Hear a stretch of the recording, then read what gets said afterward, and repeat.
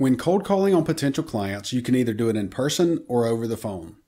I recommend you do it over the phone simply because you'll spend a lot more time and you'll be wasting gas if you're out calling on businesses door to door. Most business owners will not be available, or they'll be busy with customers and not have time to talk to you. It is a much more efficient use of your time to call businesses over the phone and set appointments. Plus, you can call on about 3 times more businesses by phone than you can in person.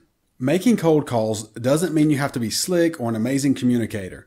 Yes, the better you can communicate, the more appointments you will get, but better communication comes with experience. For now, just think of it as a numbers game. Don't worry about not saying the right thing or messing up. That's going to happen regardless, but you simply learn from each mistake and you get better. For now, just make the calls and keep in mind that we're looking for that piece of treasure. We're looking for that person that knows they need help and is glad that you called.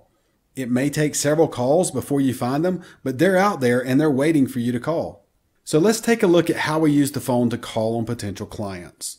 The first step when you make a call is to ask for the owner.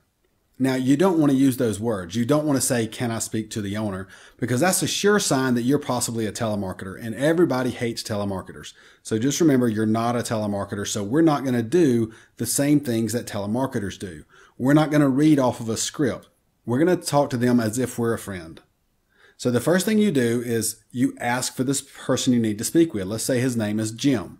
So when you call, you're simply going to say something like this: "Yes, is Jim available?" Now, once you say that, either Jim's available or he's not, and they'll let you know. If he is available, then great, you can move on. But if they say Jim is not available and they want to take a message, do not leave a message. Simply say, "That's okay, I'll just try him back tomorrow," and leave it at that.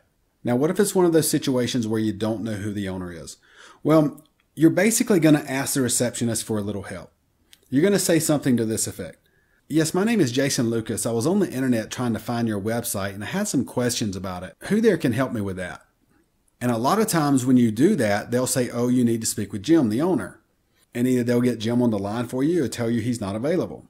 But the first thing you want to do, the first step when you call a potential client, is to speak with the owner. If you do not get to speak with the owner, do not leave a message, simply call back later. The second step is when the owner gets on the phone, you want to introduce yourself and mention that you're with a local company.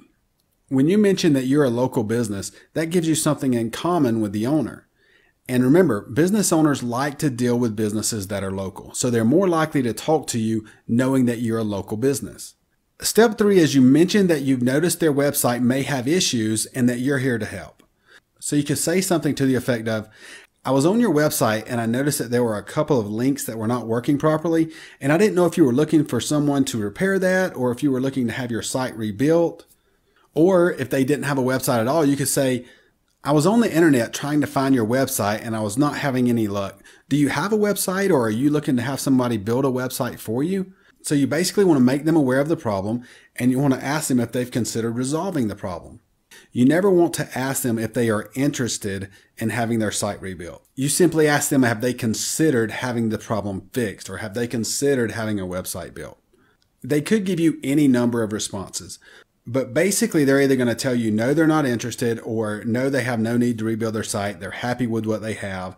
Or they can tell you, "Yes, I know there's a problem on my website, I have considered having it built." And when they say something like this or something to that effect, this is when you're going to ask for the appointment. The reason I'm calling is I just wanted to make an appointment where I could come by and show you what we can do to make your website work better for you. If they say yes, then you simply schedule an appointment. You say, "Well, how about next Wednesday at 3 o'clock or next Thursday at 1 o'clock? Which time would work better for you?" And if they give you a time, then you confirm the appointment, and that's it.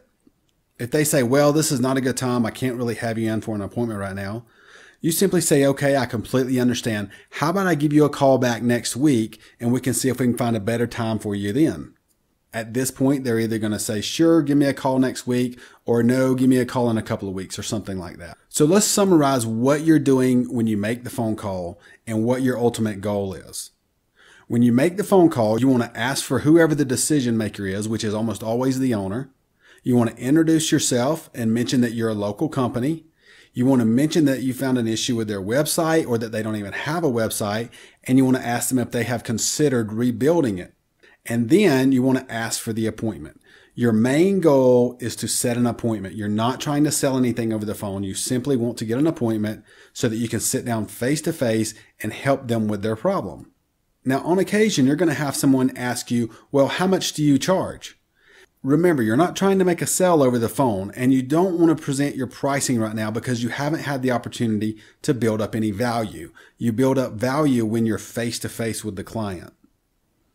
So when someone asks you, how much do you charge? You simply say something like this. Well, that depends on what kind of website we need to build for you. Or that depends on how much work is involved. We've had some websites that we've built for as low as 400 and others that have been several thousand. So it all depends on how much work is involved. When I come in to meet with you, I'll be able to show you exactly how much it's going to cost. Now, let me mention something else about when you're making your phone calls. Don't worry about being perfect with your speech or with your communication. It's okay to stumble with your words. It's okay to have fillers such as and things like that, because that makes you a normal human being. And one other thing it does is it differentiates you from a telemarketer. You're not a telemarketer. One thing that a business owner can pick up really good is if you're reading off of a script. And if they pick up that you're reading off of a script, the first thing that registers in their mind is that you're a telemarketer and they are not going to want to talk to you. So just talk to them in a normal voice. Don't worry about screwing up your words. Remember, what you're trying to do with this phone call is to simply get an appointment.